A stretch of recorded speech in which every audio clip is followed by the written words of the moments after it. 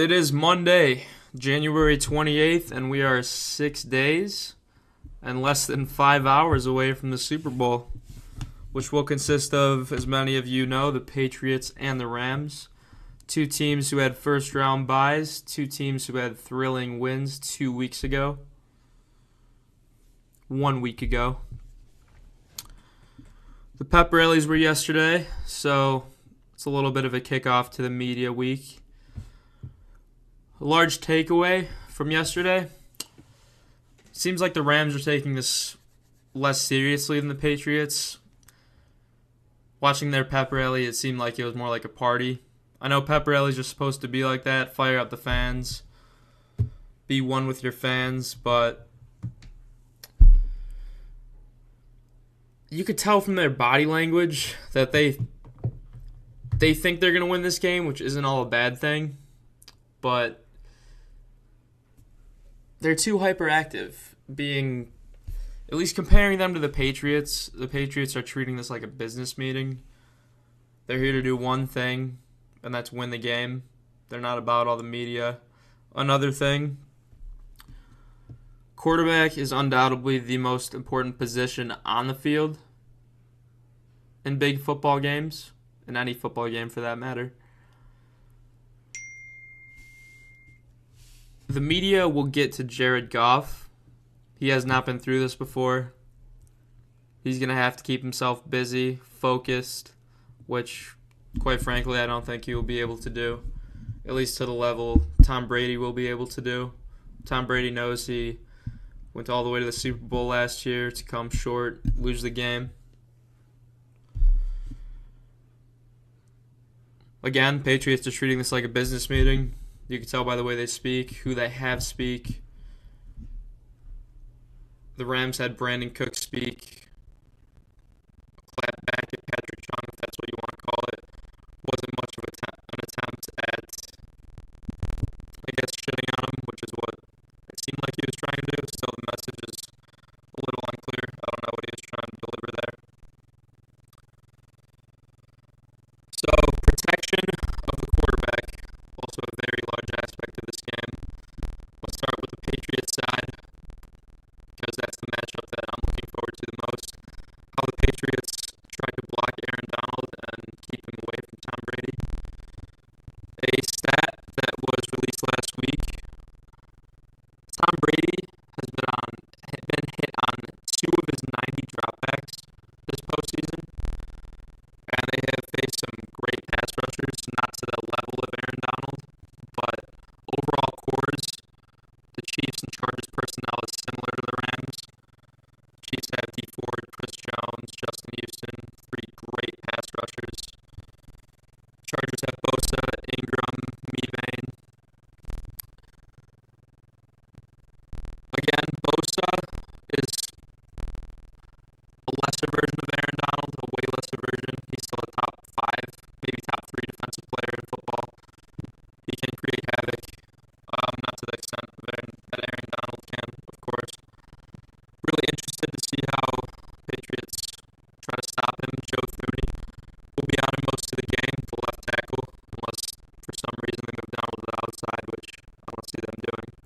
But Patriots adjust in game better than any team in any sport I've ever seen, so I'm not too worried about that if that is the case. Left tackle Joe Thuney has allowed 2 sacks this entire year, including the postseason. Has not faced a caliber player like Aaron Donald. So I see the Patriots trying to get the run game going, as they have in the first couple games this postseason. To the right side, not the left, just because Fowler's on the left. He hasn't had an outstanding year, but he's probably more difficult to run against than Lawn Care. So I see them running towards Sue and Lawn Care, that right side. Look for Shaq Mason to have a big game. He's had an incredible postseason. We didn't hear much from Justin Houston last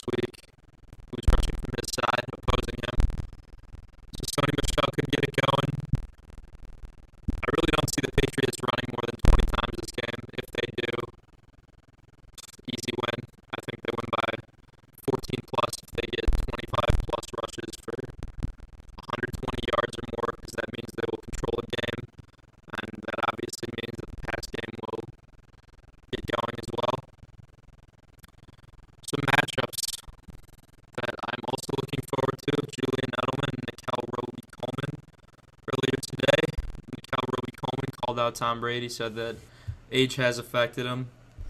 He's still getting things done, is what he said, and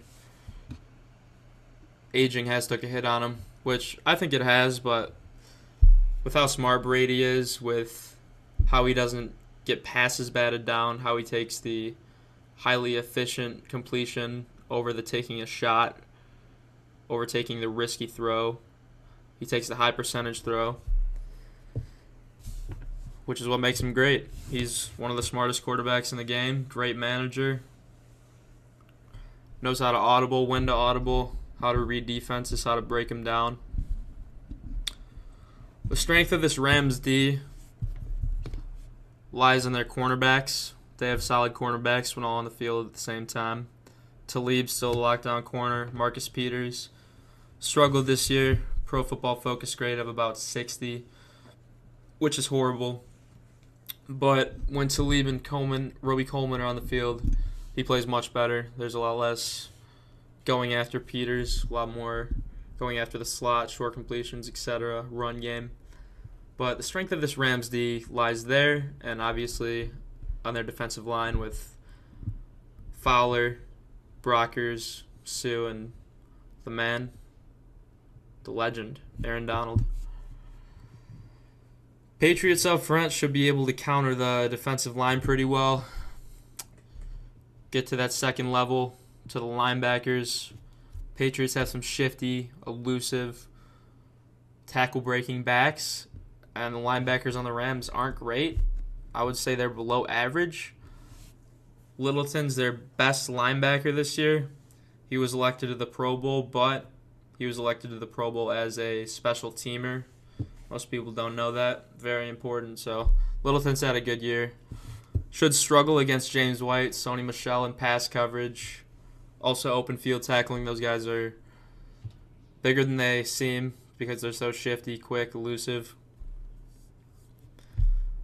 That should give him some trouble. And then Gronkowski on Josh Johnson, maybe some linebackers.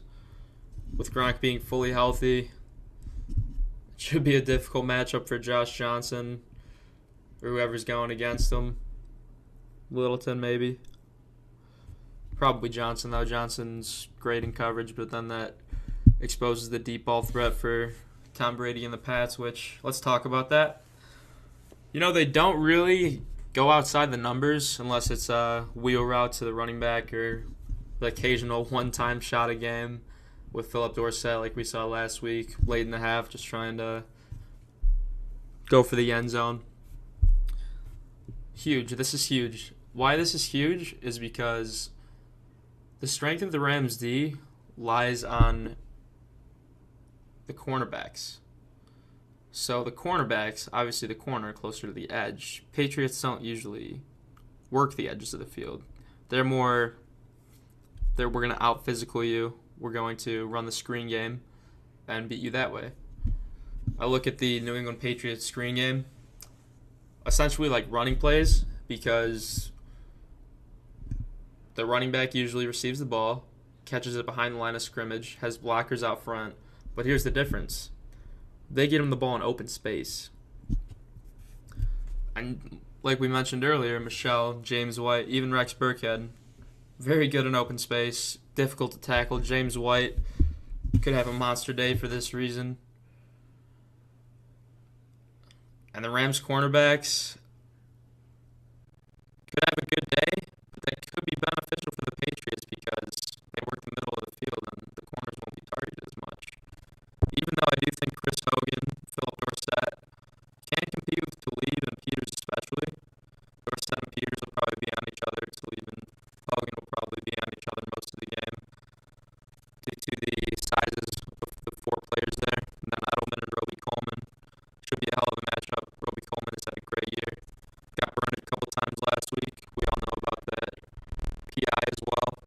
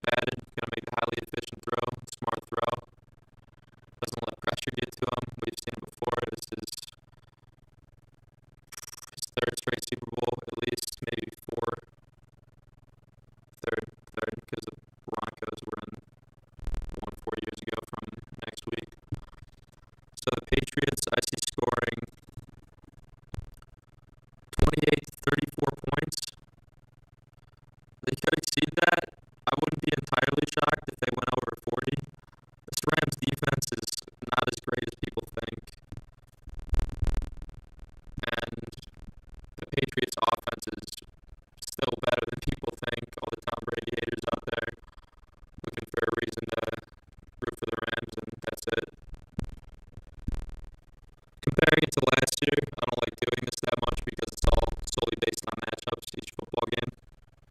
Eagles had a tremendous defense last year, way more talented, way deeper than the Rams, and game pace did dictate a factor in that game with the Patriots scoring 33 points, Eagles scoring 41, of course. But the Eagles had linebackers to defend James White pretty well. They had corners to shut down the Patriots. More importantly, countering the Patriots with good linebackers and great interior rush is what you want, which the Eagles had both of those last year. We saw one of the final plays of the game, maybe the game changer last year, Brandon Graham getting to the backside of Tom Brady. I don't see that happening this year. Fowler hasn't had an outstanding year, graded 68 by Pro Football Focus, which is for sure below average. Average is about 73. It's kind of like the grading scale, except grading scale of A through D, except anything 90 and above, you should consider an A plus because there are very few players with that grade. So Tom Brady shouldn't have too much pressure on this game. I see the Patriots looking to protect him. Rams could dial up a bunch of blitzes, and I still think Brady has enough time and enough wisdom to know when to take a sack if he gets sacked at all, which I see. I honestly don't see him getting sacked. Maybe Donald gets one from breaking a double team. He's that good. But Tom Brady throws one interception at the most. I don't see him fumbling. Nobody's going to hit him from the backside, and he's well aware enough to see when a rusher's coming right in front of him or in his line of vision. So, no fumbles for Brady. Maybe an interception. I doubt it. Honestly, the Rams safeties are not great ball hawks. They don't play the ball well in the air either. We saw it last week against Ted Ginn, that deep ball Drew Brees threw. The safety and the corner, I think Johnson and I don't know who the corner was on that play, but they both had a shot to pick that ball, and Ted Ginn came down with it. It was embarrassing. I thought that was the game ender right there, but that did not prove to be true.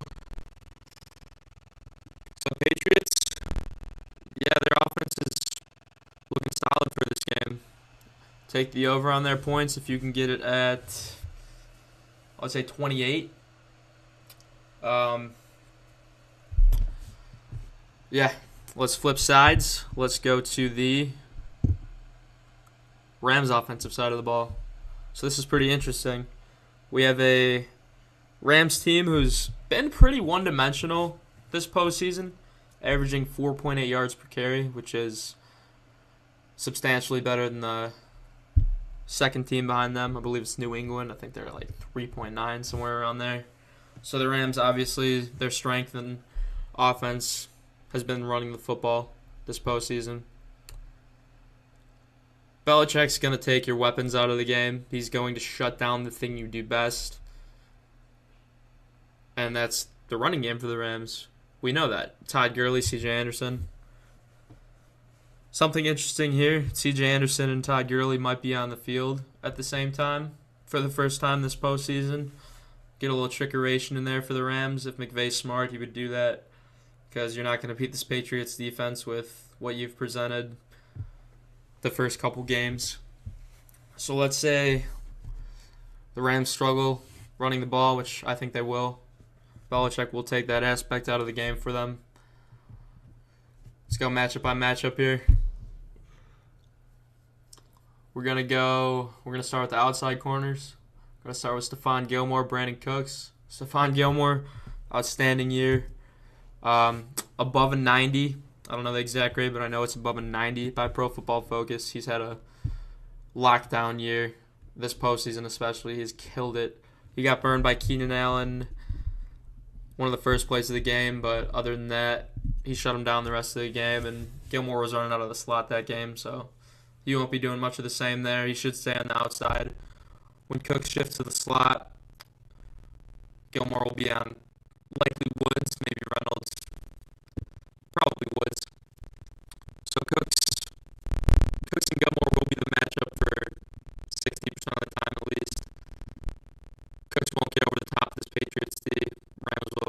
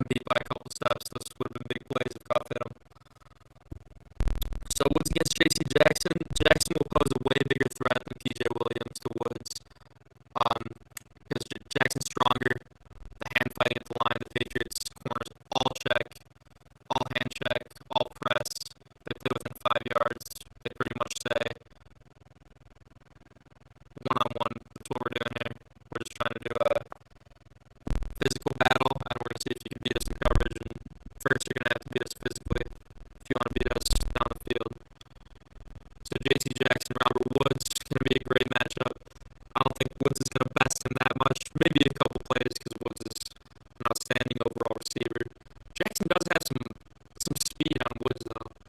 Woods is a great overall receiver, but one thing he does lack is speed. He has great hands, very precise routes, great blocker. But Jackson's speed could prove the difference maker in that matchup. Let's move to the opposite side. Cornerback and receiver matchup. Going to be Josh Reynolds and Jason McCourty. Looking forward to this one too. Jason McCourty has been in this situation before against a tall, lanky receiver, Sammy Watkins. Sammy Watkins actually looked pretty meaty last week. He put on some weight, some muscle. Reynolds is a little taller than Watkins. I'd say they're about the same strength. Maybe Watkins is a little stronger in the hands. About the same speed. Reynolds runs a little bit better routes. Against McCourty, I don't see him doing much. I don't see him doing much of anything. Go from 40 yards receiving to 70 yards.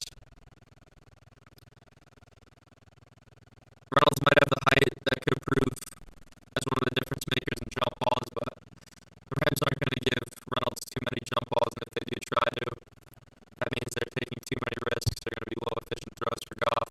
That means they're probably playing from behind.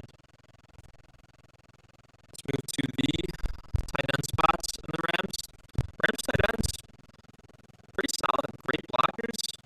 Rams tight ends, good pass catchers. Gerald Everett, faster than I actually thought last week. He made a very solid play against the Saints and ran off the field, broke a couple tackles, looked very good.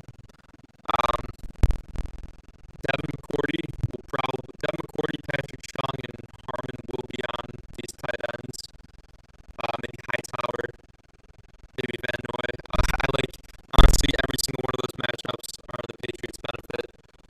Patriots just cover so well, cover big tight ends well that aren't fast, especially. Could prove costly to them a little bit if Everett gets into open space, which I doubt he will because New England's going to hit him at the line. So not a huge game out of the Rams tight ends. I don't think any Rams tight end has exceeded 50 yards this year, so it shouldn't be too much of a factor anyway. The Rams running game, which is how they move the ball. As we said before, 4.8 yards a carry in the postseason. I think the Patriots are able to stop them with a 5-man front, even a 4-man front. Rams O-line has played outstanding this year, but this Patriots D-line is not to mess with. You have Guy on the outside, Trey Flowers on the outside, two solid edgemen. Trey Flowers with a grade over 90 on PFF. He has had a tremendous year. He's been unblockable. Going to be an interesting matchup. I think it is Jonathan Saffold and Trey Flowers. Saffold's had a good year. A couple idiotic flags last week, but that's what's going to happen in those high-intense environments when you're new to the situation, which is another reason why the Patriots are going to be winners in this game, in my eyes. So the Rams running game, I don't see it getting much going. 120 yards maximum. I'm going to say they go for 107, which 107 yards and Goff for under 270 for sure. Take the under on that. I believe it's at 284. Hammer the under. Jared Goff under 284 passing yards. Big time. Big time. So I don't see the Rams being able to move the ball too well, and I think Jared Goff is going to have more pass attempts than people think. I think that Jared Goff gets pressured in this game. I think that Jared Goff lets his nerves get to him in this game, this being his first Super Bowl, this being his first media week, this being his first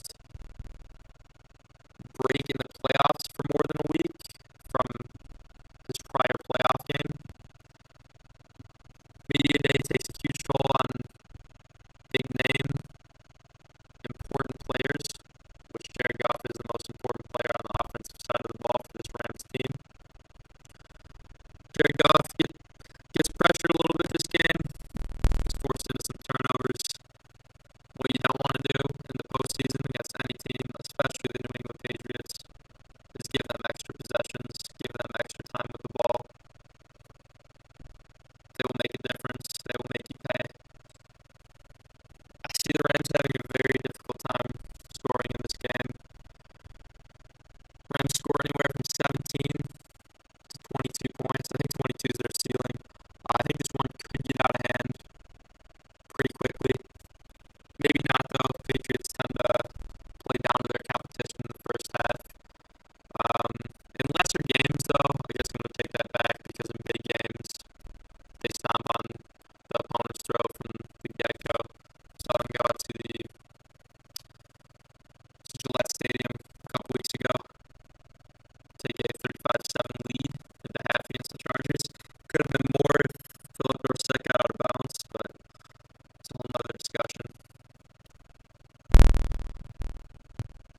So we've discussed both sides of the ball. We have not discussed special teams. I try to avoid discussing special teams and matchup predictions because there's so many variables, so many things that could happen.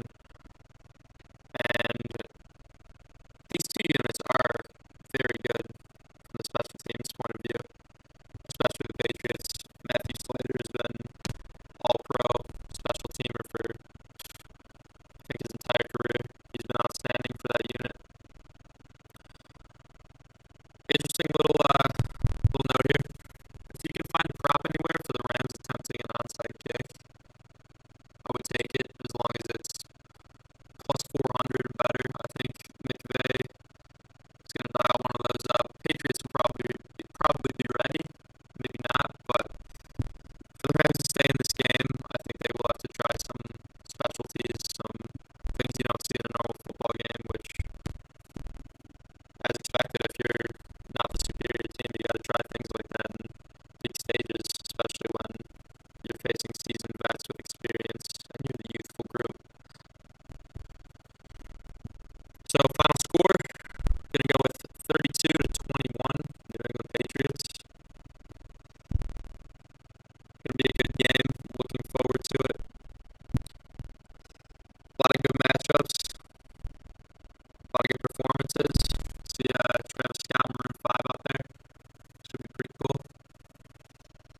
But yeah, final score 32-21.